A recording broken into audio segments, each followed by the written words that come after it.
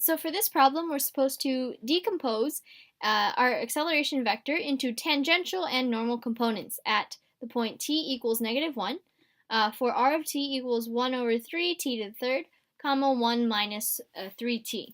Okay, so the first thing that we're supposed to do is actually we can find the acceleration vector by deriving this twice. So v of t, also known as r prime of t, is going to equal t squared, comma -3.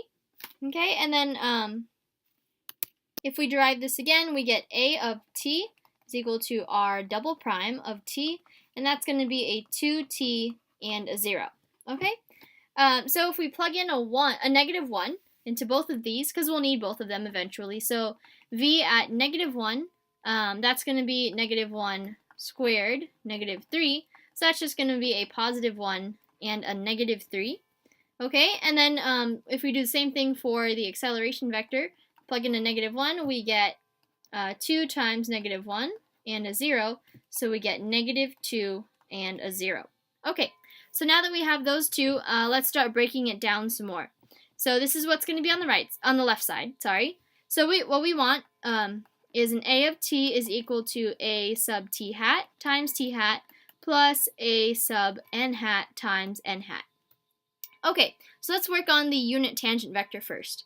So unit tangent vector, that is going to be equal to v, our velocity vector, over the magnitude of that velocity vector.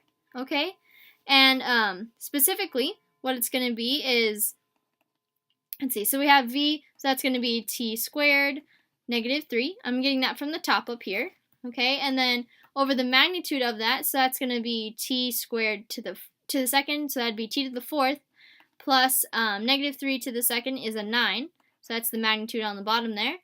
And if we plug in a -1 to solve at this particular point, we get that is -1 to the squared, -3 is there, and then -1 to the fourth plus 9. So what we get is a 1 over radical 10 times +1, and then a -3. Okay, so this is our t hat. Okay, that's our t hat component, t hat. All right, so now for our, so we finished this, and now for our tangential coefficient. So this is going to be equal to at -1, that's going to be equal to a at -1 dotted with the unit tangent at -1. Okay, remember this comes from our projection, kind of like the analogy to projection. This is the scalar, the scalar component, like the length of the tangential component.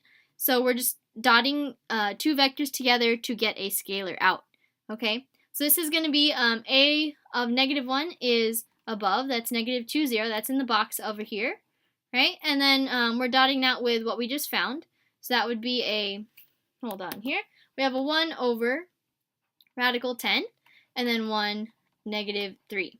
Okay, so this is going to turn out to be something more or less like, so the y component's going to go away because that's just 0 times -3. So what we're going to get is a -2 over radical 10.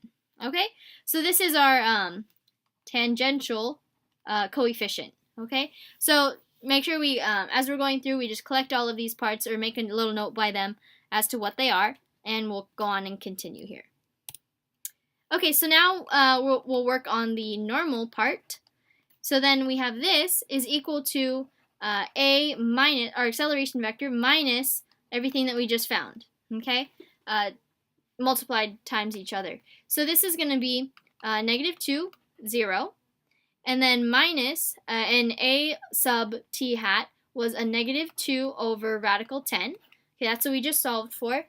And then t hat was 1 over radical 10 times 1 -3, the vector 1 -3. Okay, so if we continue solving here, we have a -2, 0 still. And this turns into a positive, the two negatives here. So those turn into positive, and instead it's going to be 2 over 10, so that's a 1/5. Then we have a 1 and a -3 there. Okay, so then we get, this is going to be -2 plus 1 over 5. If we combine those, 0 minus 3 over 5. Okay? And then this is going to turn out to, so negative 2 plus 1 over 5, that's going to be a negative 9 over 5. And then here we have our negative 3 over 5. Okay, so this is what we're working with. This is our second term there. And now just to solve for our coefficient, what we can do is take the magnitude of the normal component of the acceleration, because remember the n doesn't contribute anything, the unit vector here, because it has length of 1. So this is basically doing all the work, okay? So we can take the magnitude, and this is the same as taking the magnitude of this, which we just found. So that would be negative 9 over 5 to the second plus negative 3 over 5 to the second. Okay? And if we do that, then we're going to work it through. So then that's 81 plus 9 over 25. Okay, so that's a 90 over 25, which eventually, let's see. Okay, so that would be a 90 over 25. 90 over 25 inside there. And we can separate this into a 9 times 10 over 25. Okay, 9 times 10. So then a 3 can come out, a 5 can come out, and then we have a radical 10 sitting up there.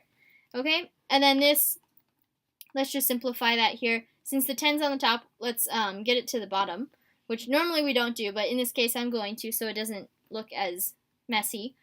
So then if we do that, then we get 3 times radical 10 times radical 10 over 5 times radical 10. Okay, so these are going to become a 10. So we just have one 10 up here, so that's going to be a 2. So we have 6 over radical 10. So that way we only have 2 terms to deal with. So this is our a sub n hat, okay?